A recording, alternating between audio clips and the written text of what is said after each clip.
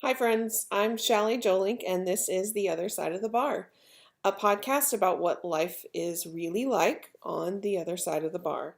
You can find us anywhere you listen to podcasts, and make sure to follow us on Facebook and Instagram at Other Side of the Bar.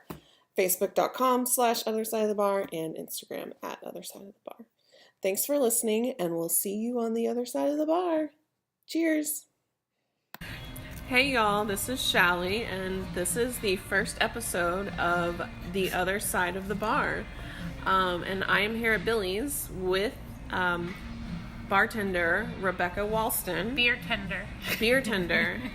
No liquor. Beer maiden. I don't know. So welcome. And Rebecca's also doing this podcast with me. But I get to interview her for our first episode. Because she gave me the idea one day when I was here on a Sunday night. Oh, this podcast was my idea? Yeah, you gave me the idea. So that happens a lot in my life where something really cool is going on. I'm like, isn't this amazing? And they're like, yeah, it was your idea. And I didn't even realize. So I was here at Billy's and it was really dead. And Rebecca ended up she's never done this before. She came on the other side of the bar to have a drink with me. You know that's dead. And I, made a comment about that, like, oh, the other side of the bar, and here we are. So, thank you. Thank you. Okay. So I guess, my big and only question, and we can stop and talk and digress in the meantime, but, what's your story, like macro story? How did you get here? To this job, you're saying? Yeah, we're in Austin, Texas at Billy's, and you just finished your shift. So, like, what's your macro? Like, born, right? Like, oh, the whole thing, not just how I got to work here? Right. The whole kind of, like, as much or as little as you want to share. I want to leave it as open-ended as possible. Oh, so. Sure. Well, I always joke because I was born at Stanford University Hospital in Palo Alto. Oh, wow. But none of that ever rubbed off on me. My mom's a career waitress and she's just real cheap. So I guess if you volunteer as a pregnant lady, you're to give birth, like the doctors in training, it's free. Oh, wow. So, and we didn't live that close. We kind of lived in between Palo Alto and San Francisco. That's where we grew up. So it was almost like a drive. At least, there's so many hospitals in between, but she's like, oh, free? Okay. So I guess she said it was really weird because there was like a room full of doctors. But I always laugh because I'm like, I didn't get any of those Stanford smarts. So I grew up there. And I had a lot of family in New York. So we'd go there every summer and we lived there in middle school. So I was always bi-coastal my entire life.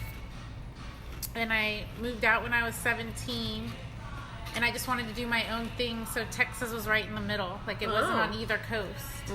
And my boyfriend... The third coast. My boyfriend at the time was in the music industry. This was in 1995.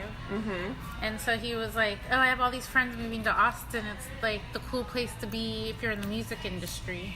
So I'd never been to Texas. I knew Texas Chainsaw Massacre... And, like, that was, like, in Cowboys, tumbleweed. So, we came here, and we didn't work out. But then I met my husband. He was in bands. He's also a bartender here. And, I don't know, we've been married 16 years. Wow. We opened this, 2003? Yeah. So, I didn't start working here right away, though. How long did you know your husband before you married him? We started dating in 97, and we got married in 2002, but we already had a daughter. She was a year old. Okay. So we got married, I guess I got pregnant when I was 23, got married at 25. Okay. And had our second daughter when I was 29. So I was already 30 with 2 kids. Yeah. Mortgage, the whole thing. Wow. Yeah. Did your mom have you young too? Or? She was 21. Okay. Yeah. So, well, were you freaked out when you got pregnant? Or, I mean, you had a boyfriend, so it was like... Not really. I don't know. I always wanted to be a mom. So it didn't... I didn't freak out at all. It was funny. That's good. Yeah. I would... I don't have kids, so I'm like... that's always something I'm curious about as a woman. Like, I have a lot of women friends who have like 1, 2 children now, and Right. a lot of them I know, like, they definitely wanted kids their whole life, and I always knew that about them. And some of them I just didn't know. Like, it's nothing we ever talked about, because I never talked about kids. Right. I'm never like, I always talked about it even in high school. Like, you know, you had that one weird friend who was like a teen mom, and I'd Yeah. always like scoop up the baby, and Yeah. I babysat a lot. I babysat for money since I was 10. Like, Oh, I always wow. liked being around kids, and That's cool. so, I like high school kids. Middle school. right, but not little babies. I and actually stuff. like kids. If I can talk to them, I like them. Babies are definitely a whole world. Yeah, I'll have to know them, but like a regular will come up with their baby to order, and I'll just like grab the baby from their arms. I'm like, oh, I want all that. That's funny. So you met Alex, your husband, Uh-huh. in Austin here. Oh yes, he's So- a native Austinite. Went to Oh. Crockett High, Okay. UT graduate. Okay, cool. Bleeds Fellow. orange. Yeah. We go to the football games. You know, the whole 9 yards. Yeah. So he was a musician. Mm-hmm. When did y'all start working in the service industry? Well, for him, so he was going to college, Mm-hmm. and he was getting like a normal degree and just assumed he was going to get a job with UT and retire in 30 years. Right. Like the straight and narrow office job. But then he met me, and my roommate Ricky was like career bartender, wannabe actor, director, just like a really fun, zany guy. And he was the bartender over at Jorge's. Oh yeah. Where really? Yeah. Where Billy and your dad, everyone were regulars. Yeah. So, Ricky was like my best friend and my roommate, and I was like, and Alex miss needed a Jorge's. job. He was in college. So I was like, come on, Ricky, give my boyfriend a job. He's like, he's never bartended before. I'm like, oh, you can show him the ropes. So somehow I nagged Ricky into getting Alex a job bartending. So And then he's making good money, and he's like, oh man, he was getting a degree in social work and had already worked. It was funny, he was just telling the story the other night, how he worked at one of those, like, it's like an inpatient center for, like, criminally insane, like, at-risk youth type thing. Yeah. Yeah, so he was like an overnight supervisor, 19 years old, making like $7 an hour, like crazy stressful. And he realized, oh my God, I don't know that I want a sociology career. job. Like, this is This crazy. is Alex, yeah. My husband, yeah. So I got him the job bartending, and it's like making more money than doing that. Way less stress. Yeah. Yeah, it's crazy the money you make. Yeah. That's kind of what. So him and Ricky convinced Billy, who was their regular, like, Can I open this? yeah, like, hey, Billy, don't you want to open another bar? Because I guess this place was up Did for Billy rent. own Jorge's? No, he was a regular, though. Okay. So they knew him. Did y'all go to in the bar at Jorge's, or did y'all go to the restaurant? No. So Ricky and my husband worked in the bar part. The bar, because it was like a separate space. I remember and that. that's where Billy and everyone hung out. They were regulars. Oh, I only went there like a handful of Oh, times. see, and because I knew Ricky and because my boyfriend worked there. In the bar area. I was kind of a semi-regular. Right. Like, I would go in just to hang out, and I knew a lot of the regulars. Right. And, So Billy was a regular, and he was already like owning bars and yeah, all Crown that and Anchor, Showdown, the original Waterloo Brewing. Did he own Dog and Duck back Dog then? and Duck. Or I'm was sorry, he that still has a percentage. okay. So I always think of it as Susan's bar, but so Billy, I think, was kind of like retired at that point, and Ricky and my husband had this idea, like, Billy, don't you have one more bar in you? Come on. And I guess he was like, I always wanted a bar named Billy's, just like a neighborhood clubhouse where all my buddies hang out. Oh my God! So wait, you're responsible for Billy's, this podcast, and your husband's career. Yeah, that's what I'm saying. I've always influenced people, and I'm always like, really? I'm like Urkel. I did that. Oh my gosh, that's wow. So yeah. So Billy was like the money part, yeah, and Ricky and my husband were like the sweat equity. So like literally this was some real ugly 80s outdated Southwestern themed like eye doctor place. This was when you walked location? in. Yeah, so when you walked in, Oh wow. there were all these little exam rooms, and they had like coral and turquoise paint with really ugly curtains with like cactus and skulls and the sunset, like Grandma Southwest style. Mm-hmm. So it's My so grandmother weird. had that. Yeah, so it's so weird to think of what it is now. That's so funny. Yeah. So, did Alex immediately start working here once it opened? Yeah, so he basically, he's what he calls himself the sweat equity. Right. So he's an investor in the bar. Sort of. Kind of, yeah. I think he owns basically 15%. Mm-hmm. And he's the GM. So people say like, oh, he's the owner. I'm like, I guess, but I still bartend and I still need to make tips to pay bills. It's not like, you know, people say like, oh, the boss's wife. I think of those ladies who get their nails done, and I'm like, no, I'm like carrying out garbage. And anyone who owns businesses that way like knows I try to better. tell them, no, like think of like that immigrant family who owns the laundromat and is there 6-7 days a week. Absolutely. That's more us, not the like lady from Westlake Hills that's like, I'm the boss's wife. I'm like, it's not like it's not like that at all. No, you don't I wouldn't be behind the bar if it was. Right. Because that's, you know, very physical. Right. Now I'm in my 40s and it's like a lot of work. Right. So when did you start working? I was in my early 30s, and since high school I had worked retail. I was a store manager. Right. But it was too much. Something had to give. I was physically getting like panic attacks, like trying to raise 2 kids and be a store manager. I was at the outlet mall. The commute, the Christmas, the whole like. That's tough. The boss's coming to visit. Where did you work at the outlet mall? It was Crabtree and Evelyn, which is a beautiful company. I worked there 7 years, but it was just too much. They're still there. You can't do 100% like be an awesome store manager and a mom and wife. Yeah. So something had to give. So again, I think it was me like, why don't I work at Billy's? I love people. I have all this retail background, management background. Yeah. So he just took the plunge. He's like, okay. Like he thought it was weird, but it worked. My Alex husband. Billy never cares. He's just like, oh, okay, whatever.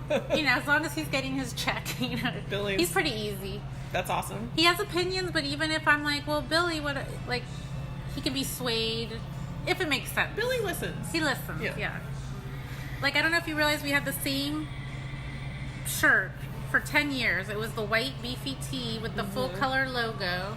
Yeah. And it would sell but not sell. It was that was the only shirt. It was the only shirt for like a decade. Oh wow. I was like, I didn't even ask Billy. I'm just like, you know what? To my husband, we're gonna order these shirts in different colors, a lighter hipster fabric, a weight, the whole thing, a fit. And they like sold out like crazy. Good. And Billy didn't like them, but he's like, oh, but they sold. Yeah.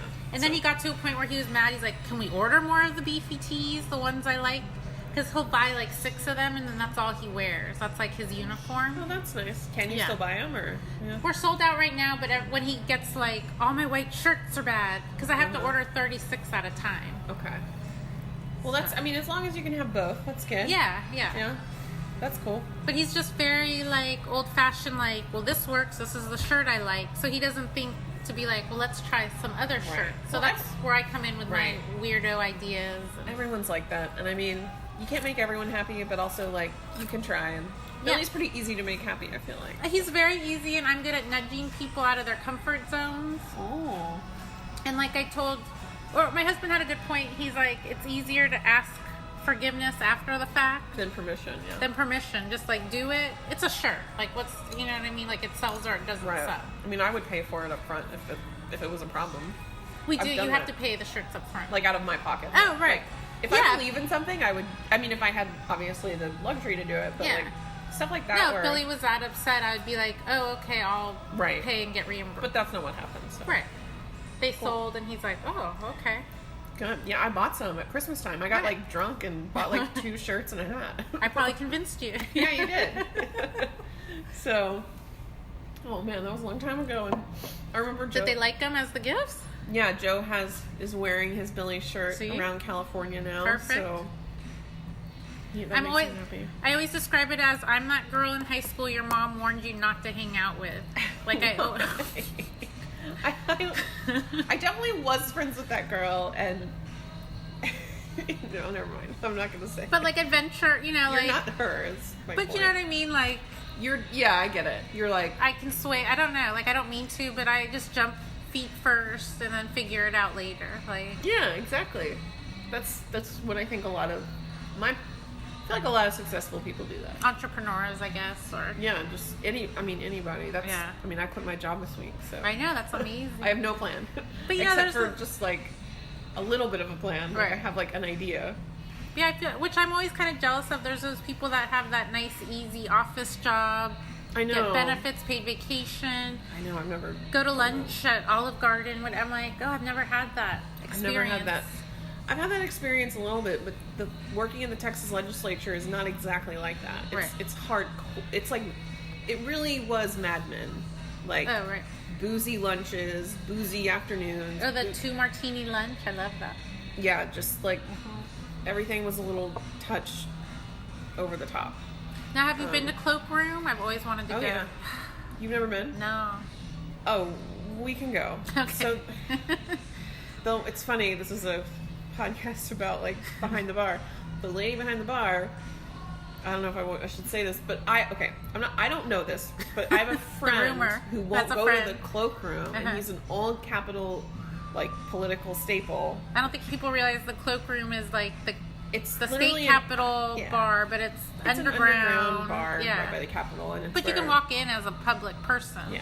But my friend who's like super hardcore punk rocker tried to go in there, and he's like, It's weird. he got intimidated. I'm like, you literally have like spiked leather jacket, and It you were honestly intimidated. Like Reminds it's me weird. of Lala's when Lala was working the bar. Right.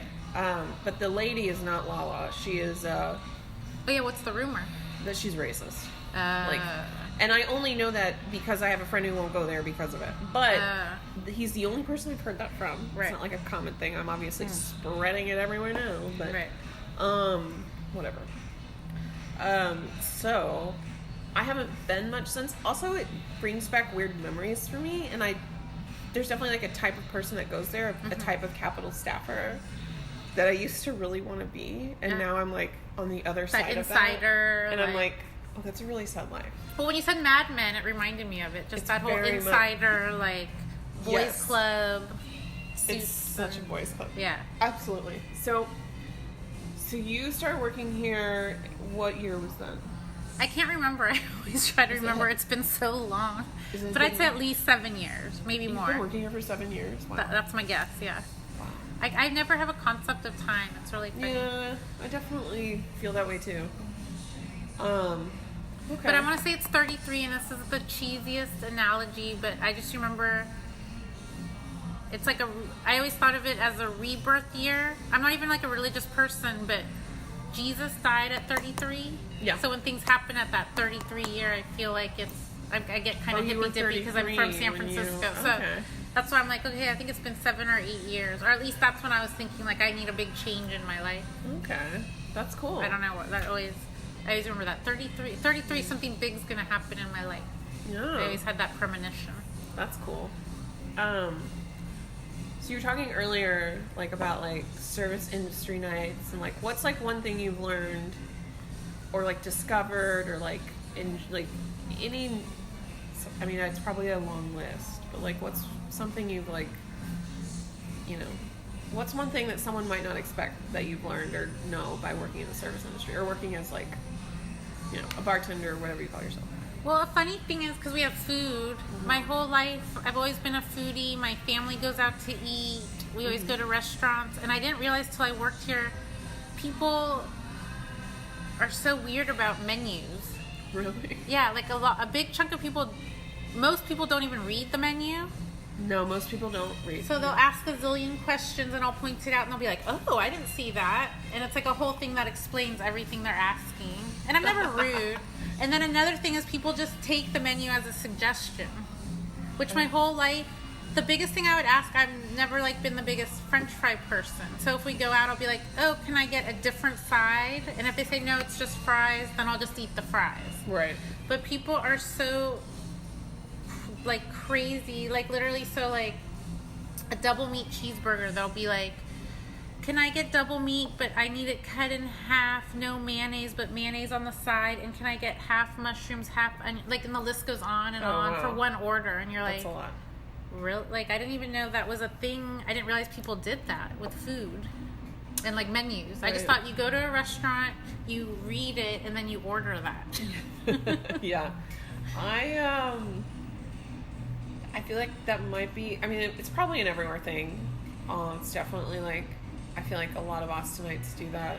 It sounds like a yuppie thing. But I also, I mean, I think one of the last food items I ordered here was, like, the grilled cheese, extra cheese, and extra grilled. That's fine. That's easy.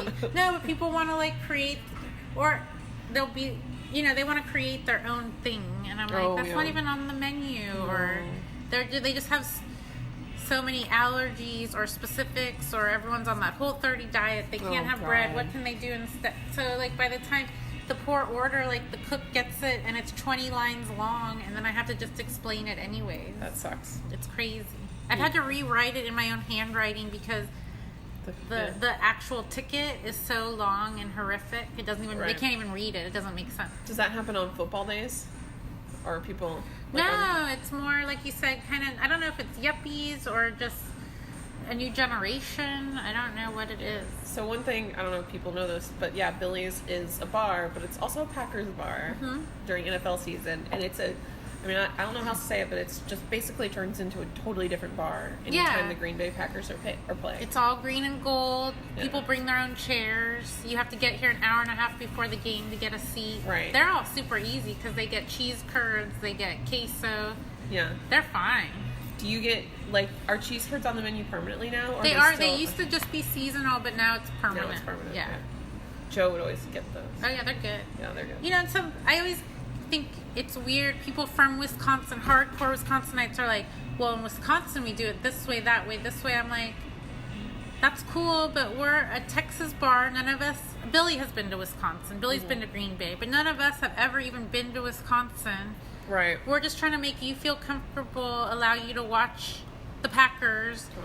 And no, our cheese curds aren't the most authentic. No, we don't have this, we don't have that. But we're just a Texas bar trying to be welcoming. Do you remember any of the suggestions? Because I'm deeply curious how much variations you can do with a cheese curd. No, not that, but they like, it's not as squeaky, or it's not fresh, or it's not this, or it's not this brand. Oh, wow, that's deep. And I'm like, if you were in New York City and found the Longhorn bar, you wouldn't be like, why isn't this Salt Lick barbecue? And why isn't it? I would not expect that. You wouldn't expect that. You'd just be happy, like, oh my God, I can get a $6 Lone Star just because it reminds you of home, whatever they would charge in New York City. Right. God, they would. We're just in Austin, Texas, trying to be a friendly Packers bar, but we're not going to be. They're like, oh, well, in Wisconsin, they do this with the table, and this is how they do it. And I'm like, I've never even been there.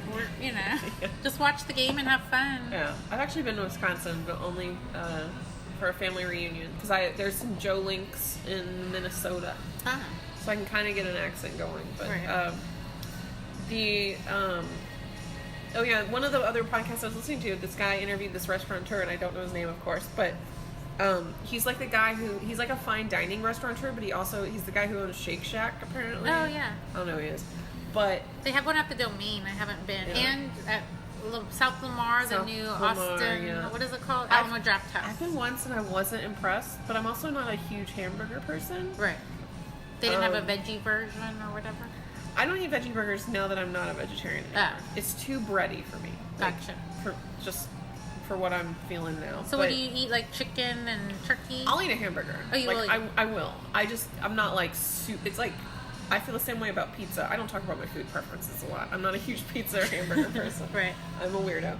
I get it. But I'll eat it because it's like, it's food. It's there. Yeah. It's like, that's what you eat on campaigns. Pizza.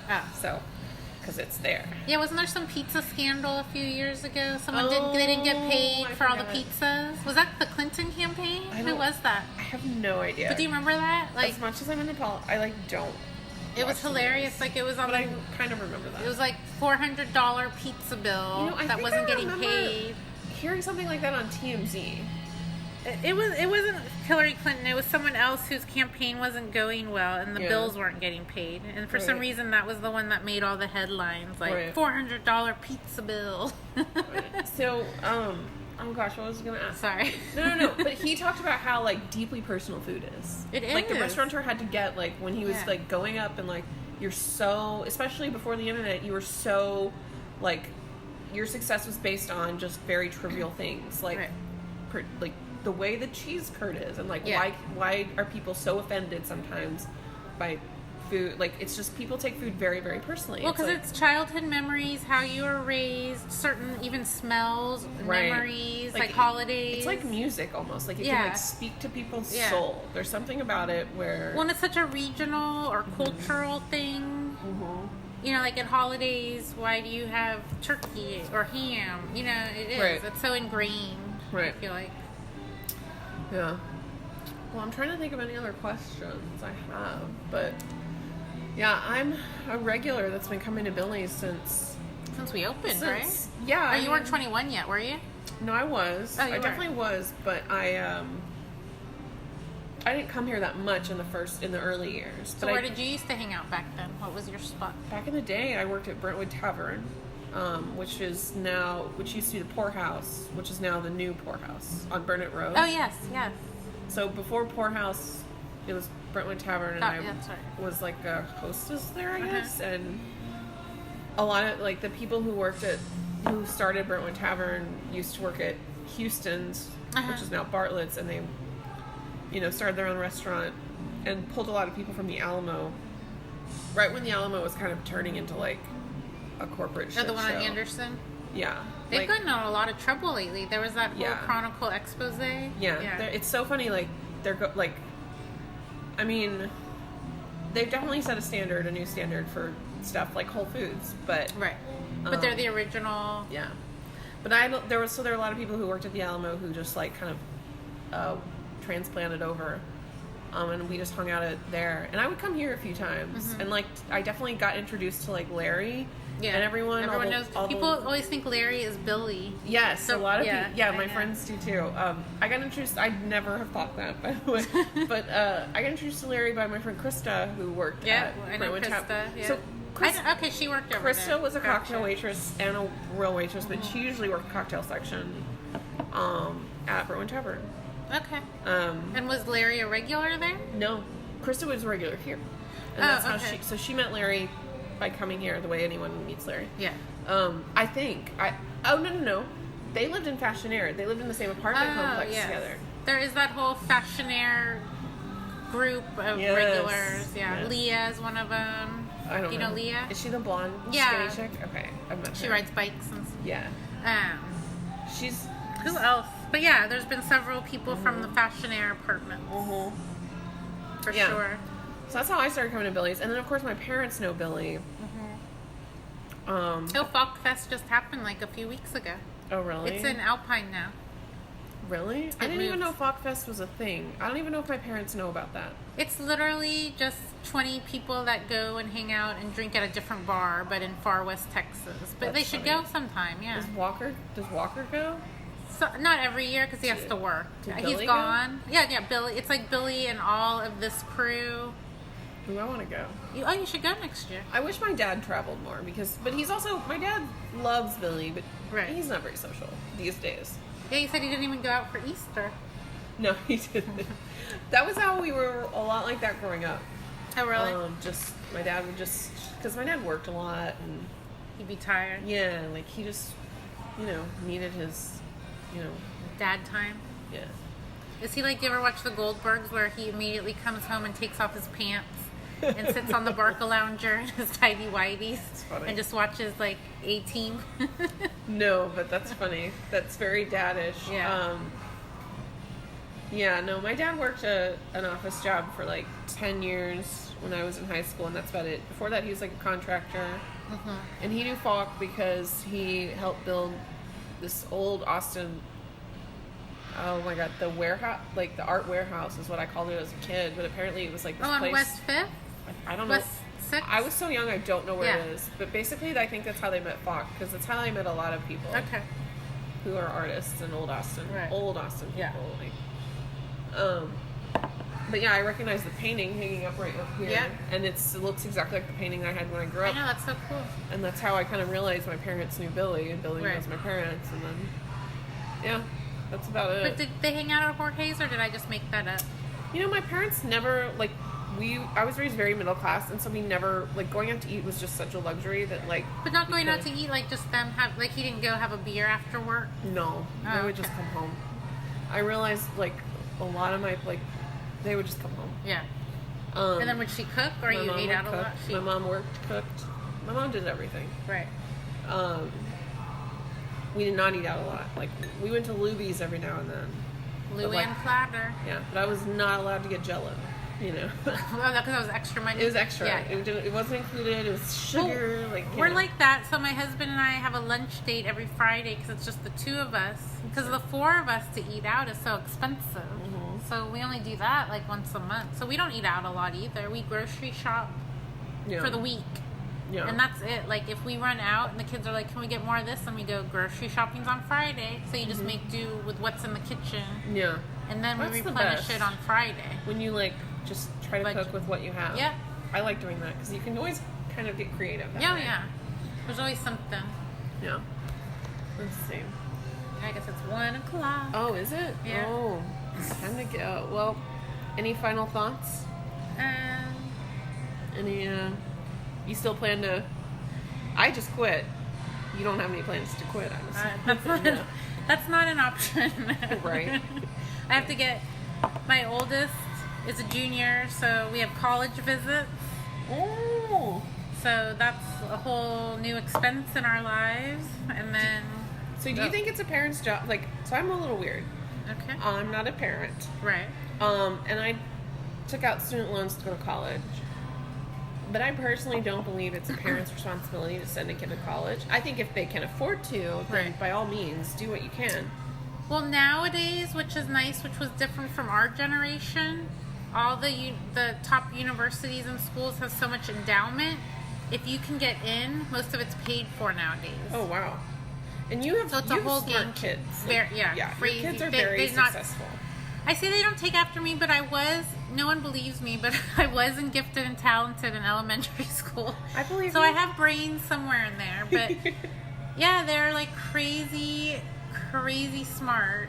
So yes, Yeah. I'm not making this up. We're going on a college visit to Yale, Oh my gosh. to Vassar. Oh my gosh. Yeah. Yeah, your kids are, Yeah. wow, yeah, that was not, Yeah. I was I didn't go to college. I was not a good, I was a good student. No, for she's like, a good student. Yeah, I didn't even know never this was that. a thing. She got inducted into National Honor Society. I'm like, oh, what's that? It's been around for like 100 years. I was in National Honor Society. That's cool. But I was like barely, like I was. But you get like, because I remember being in high school graduation and like all these smart kids had like those special sashes on their, like what are those called? The gowns? I didn't even I barely got a gown. Like I had to go, we were so poor, I had to go to the They vice cost principal. money. It's crazy. They had an announcement in school once. Yeah. They're like, okay, if you need help paying for your cap and gown, come see the vice principal. Yeah. And I was like, oh, I need a cap and gown? Like, I didn't even realize. I can't believe people pay, like, But they no, should, so it should be rentable. I Right. did not walk in college because graduating in college is a whole other level of I don't think my husband did either. bullshit Because we were expenses. dating, and I said, don't you want to go to your graduation? And he's like, no. No. But yeah, so high school graduation, I went to the vice principal, and I was like, oh, it said on the announcements you would pay for my cap and gown. And he had this look, I'll never forget his look of horror, like, oh my god, here's a girl who fell through the cracks. Like, we didn't, like, you can't pay for your cap and gown. Oh no. And I was like, I didn't even know I needed one. So yeah, he put me on like the little list, and I got my cap and gown for. So I'm like, oh, I saw those people with. So she'll have one of those like white sash things. Yeah. It's a whole, yeah, it's Cool. amazing. I know. Are you gonna have to pay for her cap and gown? I'm sure. Don't know yet. Yeah. It's But a whole thing. It's a whole little thing. crazy. Oh, that's my husband. Oh. I'm the opposite though. I like to do all that. If I have the money. Oh, was your phone ringing? Oh yeah, I'm hanging out with Sally. Remember on Sunday? We're just leaving at 2. Where is your phone? Sorry. He's like, what's going on? He didn't I think I heard some vibrating. Where is your phone? It's over there charging. He's like Oh. a nervous guy too. Well, Oh, plus okay. we have those weirdos that live next door. That's a whole nother podcast interview. Well, About that's the a weirdos next good. door. It's a good note to end it on, I guess. Yeah. Good as any.